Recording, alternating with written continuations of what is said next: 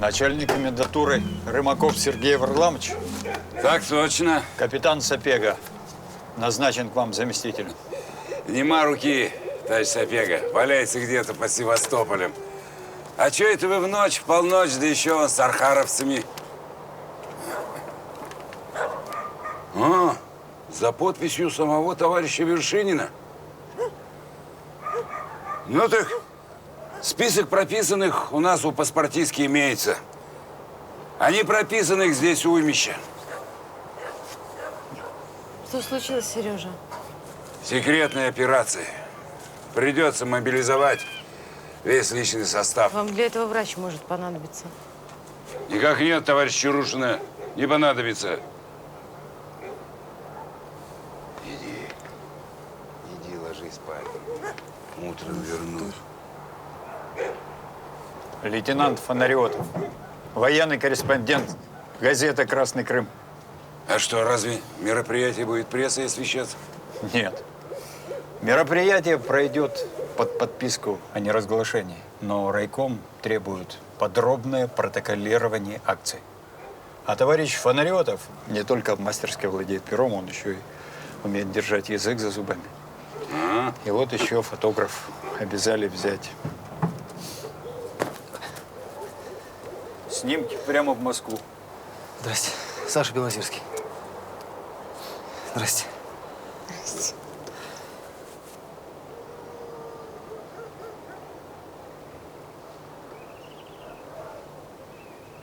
А что это ты не в действующей армии, сынок?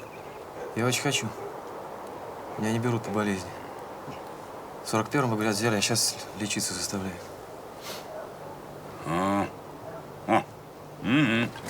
Быстро! Две шеренги становись. Быстрее, быстрее, равняйся. Товарищ майор. Отставить! Щупкин! Хитрёный ваш! А ну, сними свой девот с башки!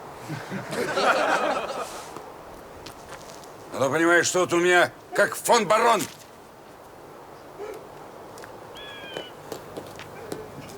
И это сбор по тревоге. Значит так, товарищи, Родина поставила перед нами задачу. И нравится или не нравится, а эту задачу мы должны выполнить.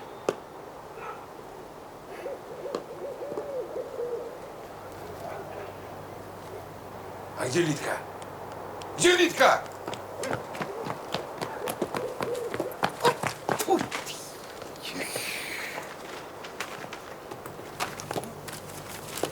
Значит так, товарищ Филон, здесь список вещей, дозволенных к вывозу незарегистрированным лицам. Все остальное подлежит конфискации.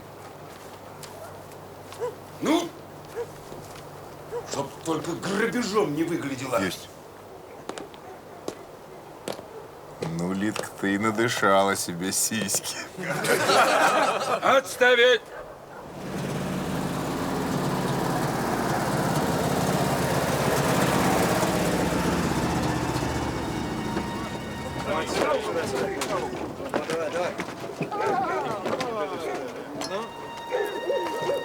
Ты, Василиса. Что делается, Леопольдович? Ты глянь, Машке карнажи пожаловали. Она гречанкой по отцу была записана. И уж тогда так и не дошли. Маша! Маша! Маша, открывай, это я, Лида, паспортный контроль.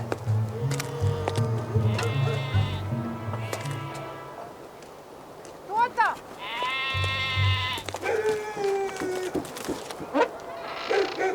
Ну что так долго-то?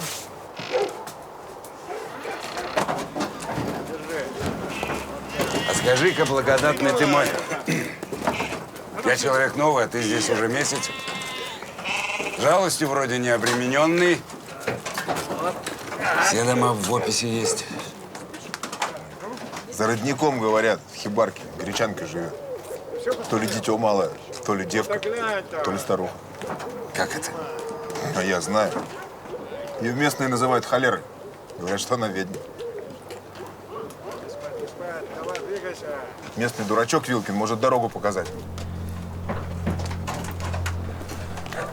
Ну, хорошо. Поехали.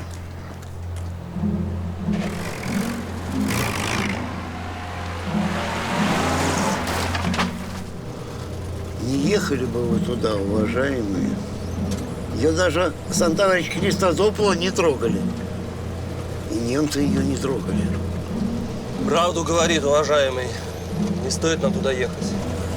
Что эта ведьма? Сама Гитлера в кумах ходила, чтобы за ней в ночь за полночь ездить. Ты еще, Петруша, ты что, мракобес деревенский или боец Красной Армии? Черным по белому написано: лица без прописки должны быть выселены с полуострова в однодневный срок. Ну, вам же говорят, нет ее там. Да есть, нету. Все равно проверить надо, даже если нет. Вдруг в ее доме кто без прописки поселился. Не тревожьте мертвых душ. Они этого не прощают. Говорят, она старой-старой была, потом ей сам дьявол новую жизнь вручил. В новом облике, детском. Брежут люди! Нет этой старухи! Ее удавили давным-давно!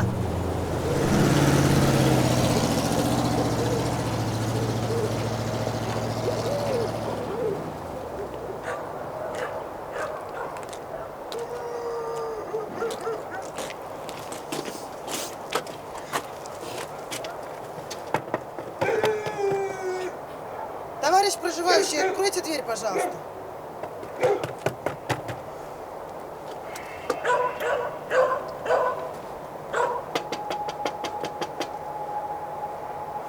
Паспортный контроль. Давай, видишь?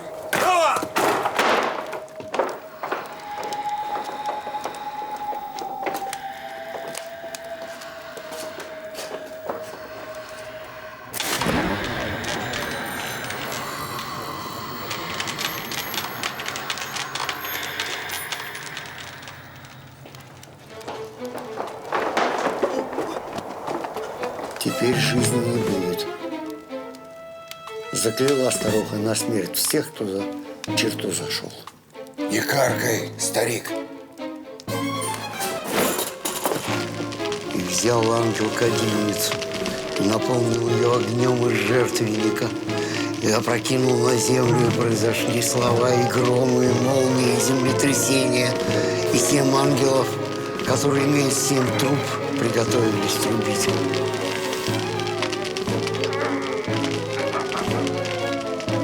Ты что мелешь? Безумный старик. Поехали.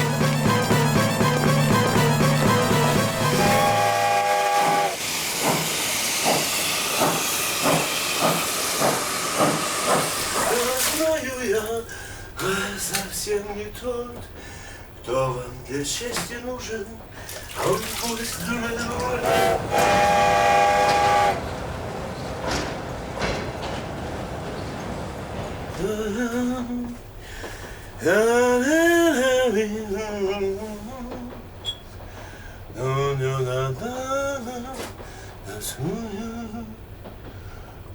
возвращение к нему бокал свой молча пью я.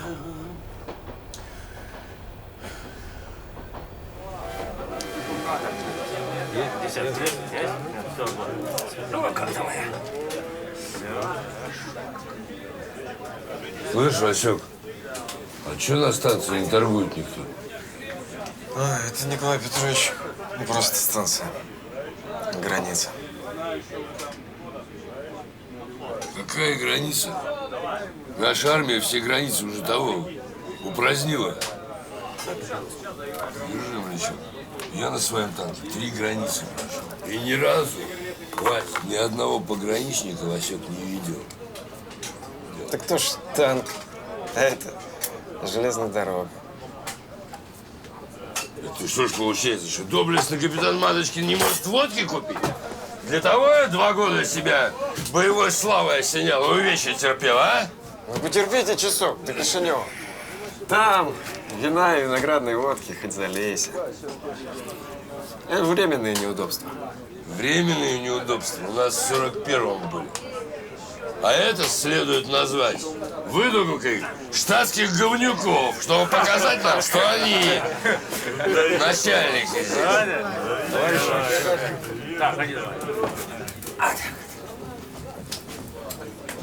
Товарищи офицеры, попрошу приготовить офицерские книжки, командировочные и отпускные предписания.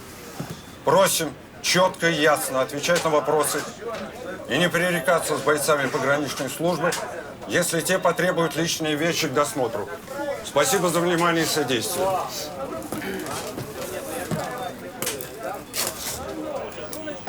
Эй, ты, защитник Ташкента. Гузи, убегут в кутузку. И вместо моря парашу нюхать будем. Вали, Вась, я сейчас научу этих тыловых крыс родину любить. Слышь ты, майор? Бать! Бать! Ты не слышишь, что ли, оглох? От своих музык там в тылу, да? Сюда смотри. Повернись, я сказал. Я сейчас тебе документ покажу. Честь отдать! Отдал честь, как положено, согласно положению о кавалерах высших наград Родины.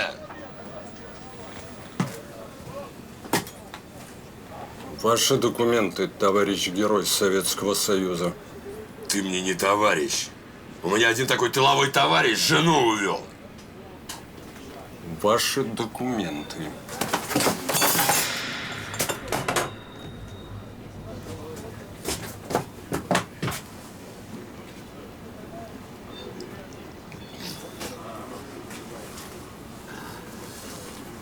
Ваши документы, товарищ герой Советского Союза. Ты, майор, это извини. Водка наговорила.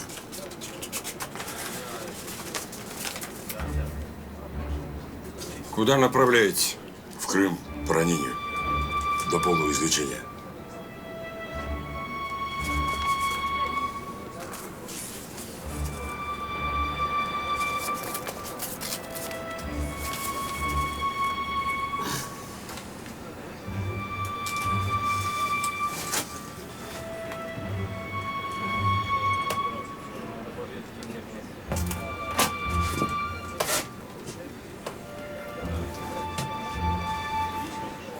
Ваши документы.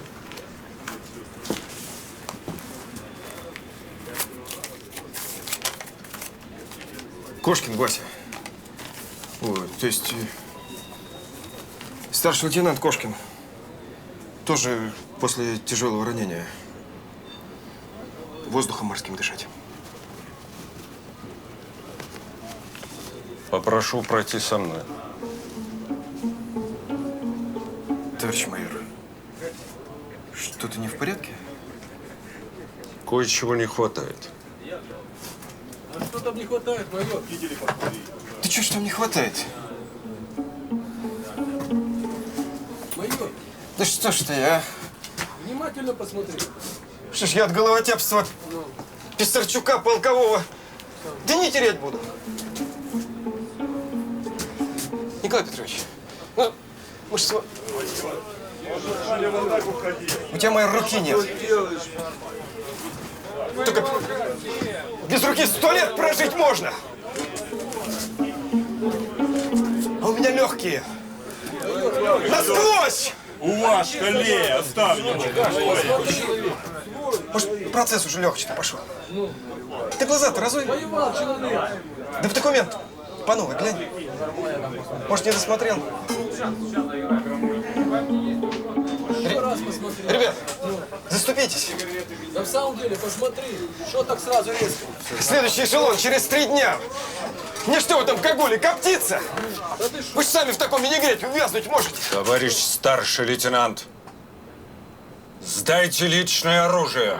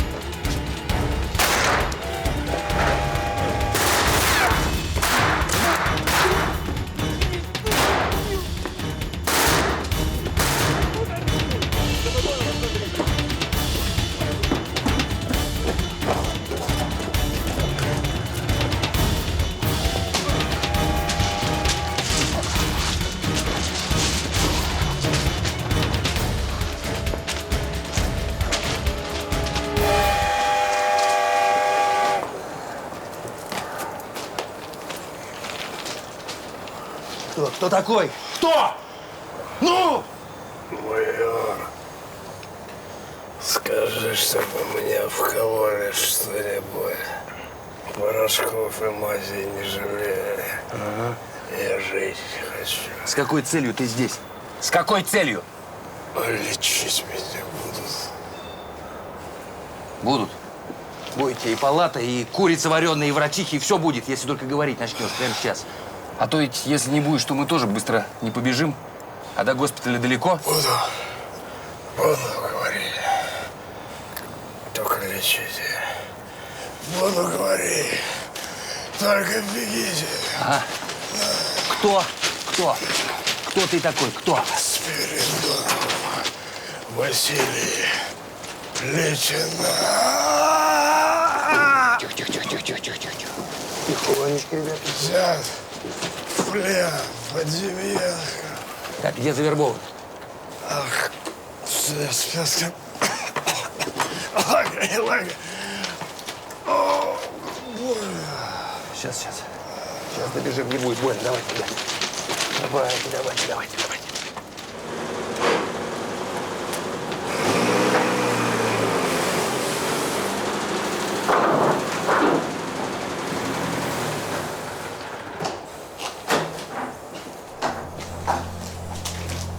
Капитан Николай Маточкин.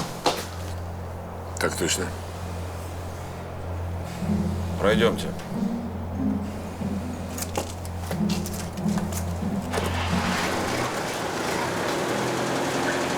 Ну вот, видишь? Сейчас лечиться начнем. Укольчик, баиньки. Операцию проведем. Жить будешь, Кошкин? Будешь. Поговорим, когда проснусь живым, здоровым. Нет, ты бы со мной не торговался, друг Ситный.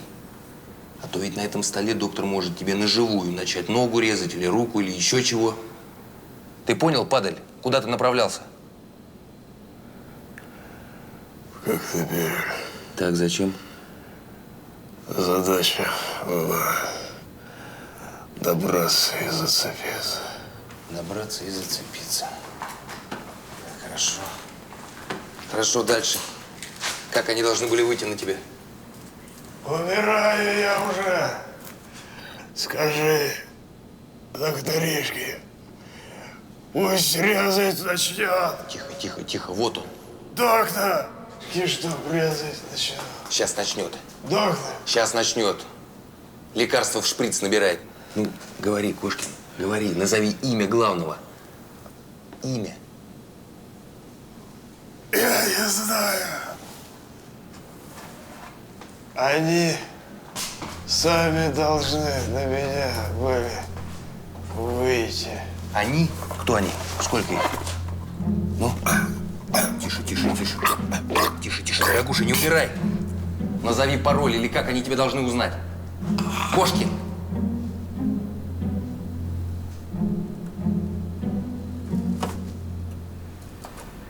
Мы с ним в Бухаресте познакомились. В ресторане «Море». Пили 2 дня. Кошкин что-нибудь о себе рассказывал? Ну, какие рассказы по пьяни? Говорил, ранили под Яссами. Потом в Кишиневе 2 месяца лежал. Как особо отличившийся в боях в Коктебель до полного излечения. И оказалось, что мы вдвоем в одну здравницу Коктебель направляемся. Двойная радость. Кто знал, что он сволочь? А Кошкин не рассказывал, что у него в Крыму есть родственники или баба? Не, он говорил, что дедовский. Бабой до войны не обзавелся. Так, связи были, но недолгие. От любящей Вали. Значит, все-таки была какая-то Валя? Так это ж я ему самолично кисет подарил. Нам в дивизию таких охапками присылали. От всяких романтических особ. И с надписью: непременно передайте герою. Ну, а я в дивизии единственный герой. Ну, вот и дарил их пачками, кому ни попадя. У меня штук 5 еще таких лежит. От Кати, Нади, Светы, Маши. Даже от этой, Кэтова. Слишком романтическая натура была эта Валя. Если она кисеты кораллами вышивала. Какими кораллами?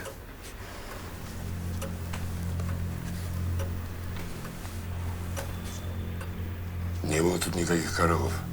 Я бы Ваське такую красоту не подарил бы. Можно? Да-да. А что с тем майором, которого Васек стрельнул? Герой Советского Союза майор Уколов скончался. Нехорошо получилось. Как нехорошо. Я не знал, что он тоже герой. Он скромный был.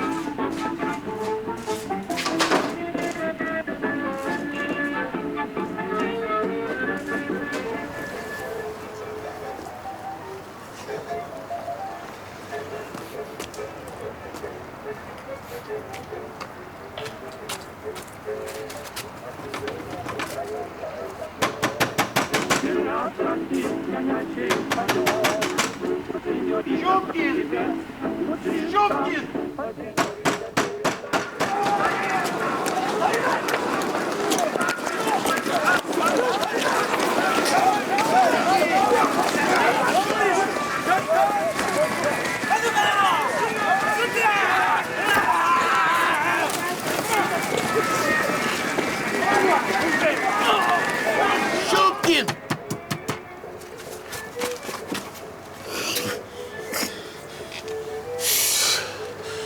Ай-яй-яй, товарищ Щупкин, опять напились. А таким приличным человеком были. Сергей Миронович, не у вас? Не у нас. Они теперь ко мне не ходят. Брязгуют. Пахнет у меня. А ты что такой нервный-то, старик? Беда. Там Коля Вершинин с моряком Черноморки на танцах повздорил. Вот. Беда. Прям. Ничего. Напьется, проспится. Так у них там принцип коллективизма в действие пошел. Прямо битва олимпийцев с титанами. Скажи, ну вот чё люди дерутся-то, а? Ну что они все дерутся-то? Ну, как будто нет других приятных вещей, а?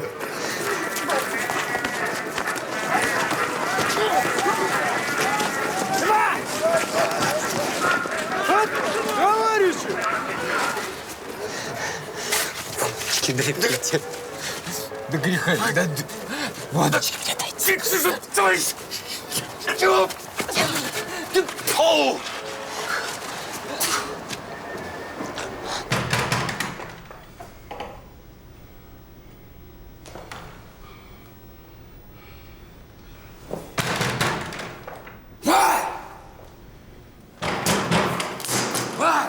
Ну не позорь ты меня перед людьми, открой!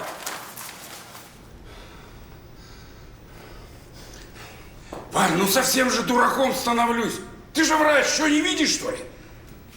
А может, у тебя кто есть? Ты фамилию назови. Я ничего не сделаю, я ему только в глаза посмотрю. Полев! Ну не сказал я тебе, что женат. Так я разведусь. Нет для меня ни Бога, ни дьявола, ни жены, ни детей, никого кроме тебя нет. Валюша! А? Валя! Ну все.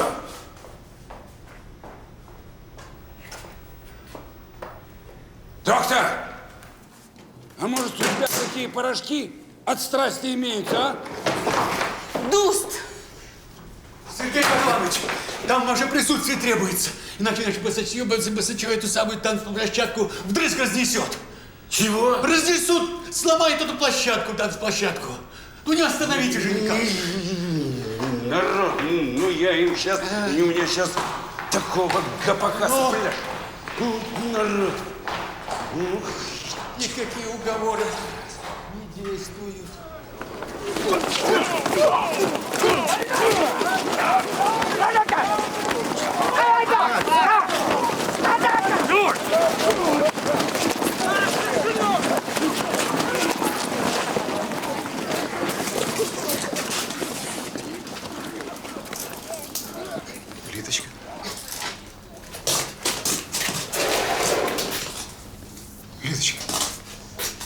Что с тобой? Совсем ты плохая стала. Плохая. Плохая. Крутит меня. Это водка, Лидочка, бросьте ее. Страшно. Страшно мне. Заберите меня из этой чертовой дыры. Я полы мыть буду. Я стирать буду. Я работы не боюсь. Я начальник проклятать всех боюсь. Не думаю, что все, деточка, все выдумаешь. Или водочка за тебя выдумывает.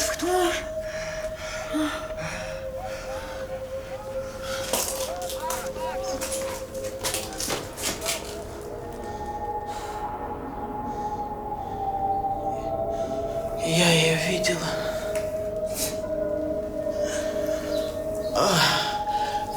Забери меня. Забери меня. Я на колени стану. Я все делаю. Я все делаю.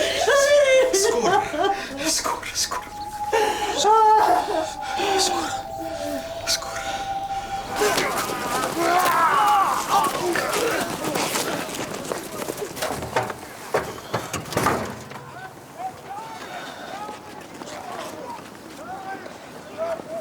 Ты сделал? Я делаю. Не торопи меня. Еще пару дней, и все будет в порядке.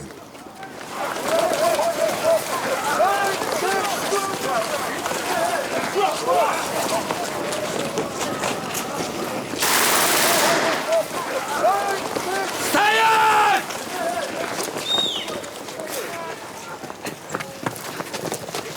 Треплев! Ганочка. Ну, от вас-то не ожидал. Так отож, тільки відвернувся, воно полізло. Ну як його полишиш? Воно ж як дитина мала. Що ти зуби шкіриш, як про почине? Попались?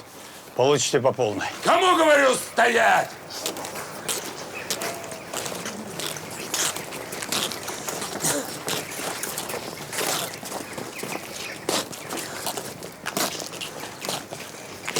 Ну что, товарищи больные и умирающие, процедурчики принимаем, кефир жрем в 3 сапаточки, а потом сэкономленное здоровье в землю юшкой выпускаете, так? Так зачем вам морячки? Ко мне записывайтесь на прием. Быстренько у меня будете булькать микстурой в горлышке. И порошков зубных выпишу. Сейчас зубы повылетают к чертовой матери. Ну, купили хріну, треба їсти.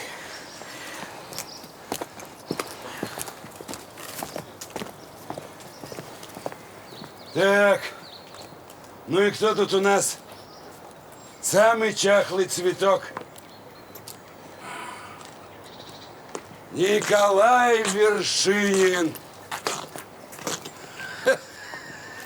Товарищ старший лейтенант, наверное, думает, что ежели портрет егойного папаши висит в ленинской комнате, то майор Рымаков жмых перед ним должен выжаться, а? Выжиться перед тобой мне, сопля! Мы тут с товарищем Рымаковым посоветовались и решили, что вашему окончательному возвращению в обезьянье состояние может помешать только труд. Предлагаю на выбор. Первое. Чистка толчков. 75-й дивизии вермахта. Так. Знаете такие, да? Немца полгода нет, а дерьмо его так воняет, что аж до Феодосии доносит. Это накануне приезда товарища Рябченко. Я никогда толчков не драил. Шлите на губу.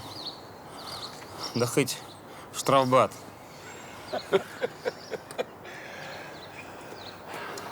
Белая кость, говоришь, товарищ Бабаев, да? Аристократ феодального разливу, так? А кто за тебя в дерьме будет ползать? Мамки, которые с фронта сынов не дождались? Девчонки, которые по 15 часов рабочего времени вкалывают, пока ты тут водку жрешь! Есть другое предложение. Уголек, так сказать, черное золото. На старых немецких складах за юнкерской дачей. Просит и требует ваших крепких мужских рук. Вот, товарищ Фельдман, ваш комсорг, хочет сказать, что ежевечерне в ленинской комнате будут проходить политзанятия. Явка обязательно. Правильно? Так точно. Вот так. Думаю, всем все ясно. Мне кажется, мелкая сошка этот Кошкин. Ну зачем ценного агента посылать в Крым? Если полуостров уже полгода как наш, никаких серьезных военных объектов на территории нет, заводов и фабрик тоже нет. Как знать, сирот, как знать, как знать. Присядь, присядь, присядь. С чего началась вся эта история? С того, что капитан Уколов увидел разницу между отпускными удостоверениями Маточкина и Кошкина. Разница в одной печати.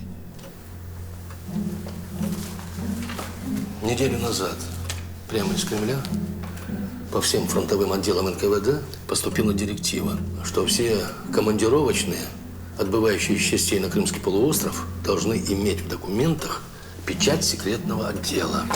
А ведомство, которое состряпало Кошкину документ, об этом указе узнать не успело.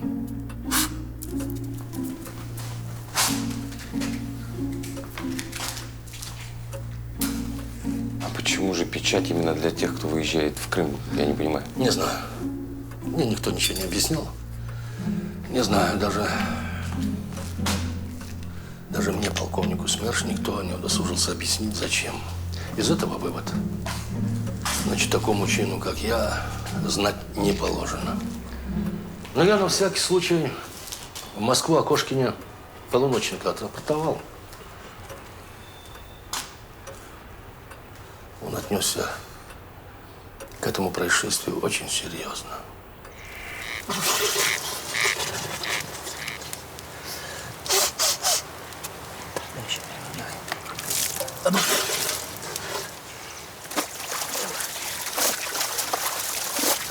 Давай, давай.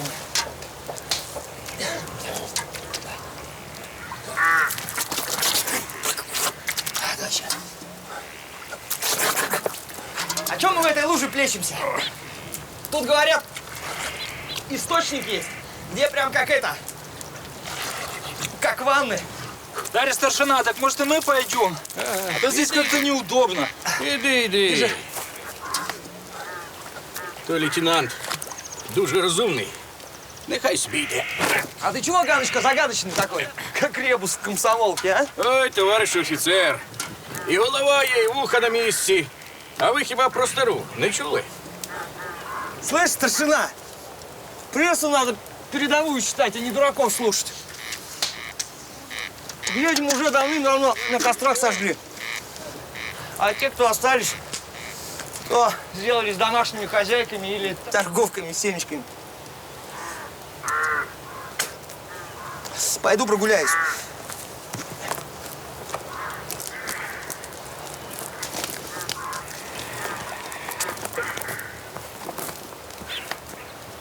Дурному Гаврильці все чорнобривці. Давай.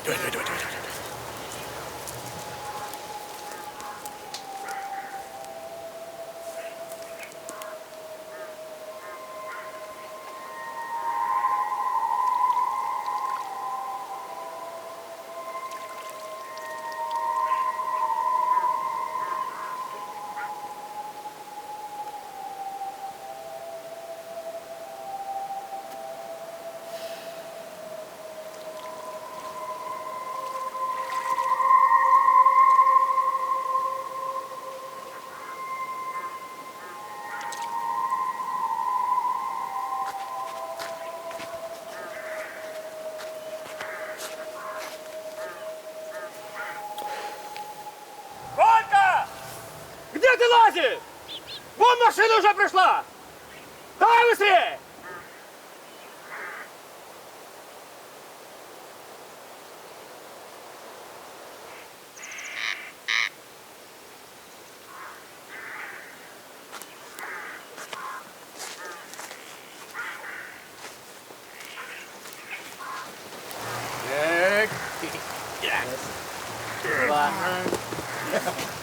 Давай.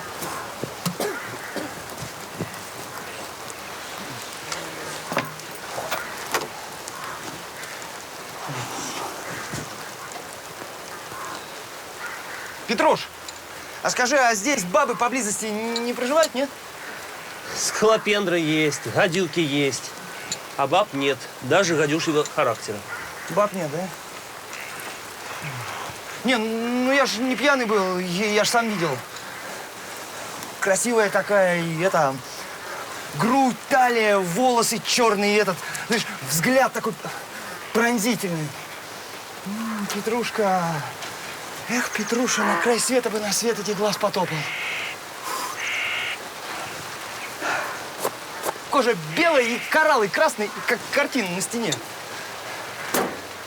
А Бабаев, зараза, все испортил. Чё Бабаев, Да ничего, Бабаев, нормально все. Поставь бутылку Бабаеву, а лучше 2. И по гроб жизни благодари. Потому как старуха это была, а не девица красная. А белая, потому что мертвая. Ой, Петруша, ты опять за свои сказки, что ли? Да не сказки это.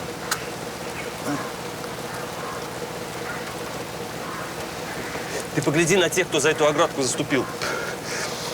Почтальон Тышлер. Не персик был, а нынче и вовсе страшно посмотреть. Белый, как смерть. Лидка паспортистка запила.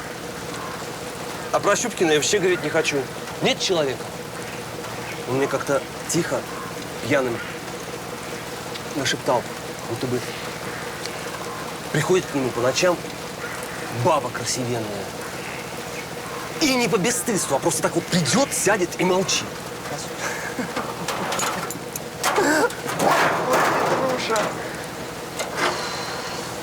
И знаешь, что я тебе по секрету скажу? Ну? Товарищ Рымаков тоже не в полном душевном равновесии.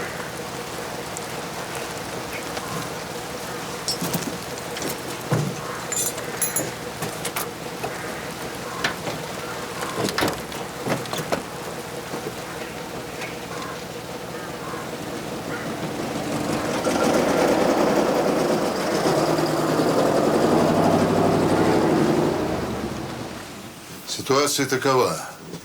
Товарищ Сталин принял решение встретиться с господами Черчиллем и Рузвельтом в Крыму, а точнее в Ялте.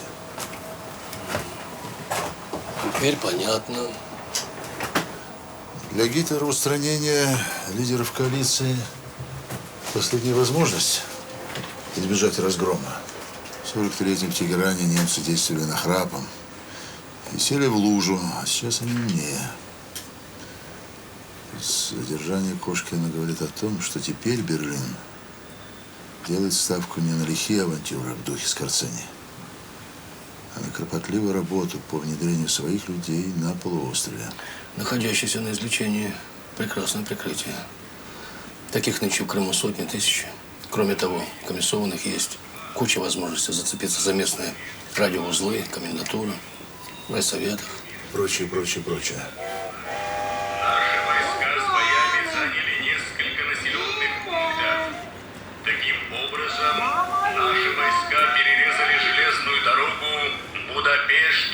Кошкин в Коктебель направлялся? Угу. В санаторий. Знамя Победы. Пошлешь туда своего человека. Майор Сирота – отличная кандидатура. Хорошо, об это нельзя. Сирота на этой станции целый месяц коптится. Видеть его могли, запомнить. Тут совсем незасвеченное лицо нужно. У тебя есть такой на примете? Капитан Рощин.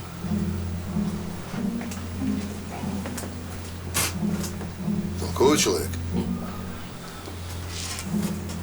Обладает удивительным даром. Гнезда умеет ворошить. Добро, добро. Я отбываю в Севастополь, а ты заканчивай свои дела и в Крым собирайся. Василий Воронович, приказ о твоем переводе уже готов. Товарищ майор, пускайте меня, пожалуйста.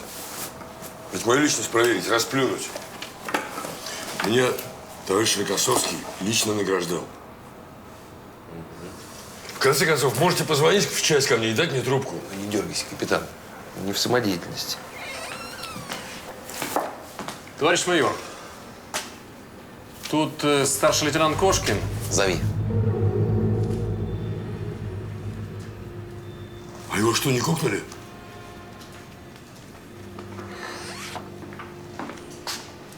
Товарищ майор, старший лейтенант Кошкин по вашему приказанию прибыл.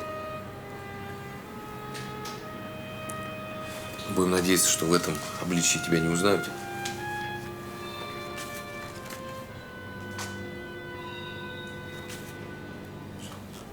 А ты с этой минуты должен забыть, что существовал другой Вася Кошкин.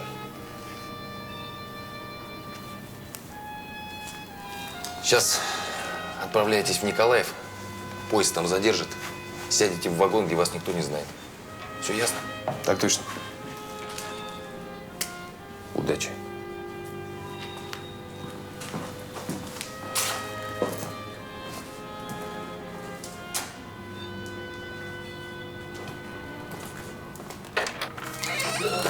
Росли мы с тобой военные. Лично, ты представляешь, 5 дней, как я ботинки обул, и уже ногу натер. Иван Арнольдович, я договорился с Николаевым, поезд придержит, так что мы не опоздаем.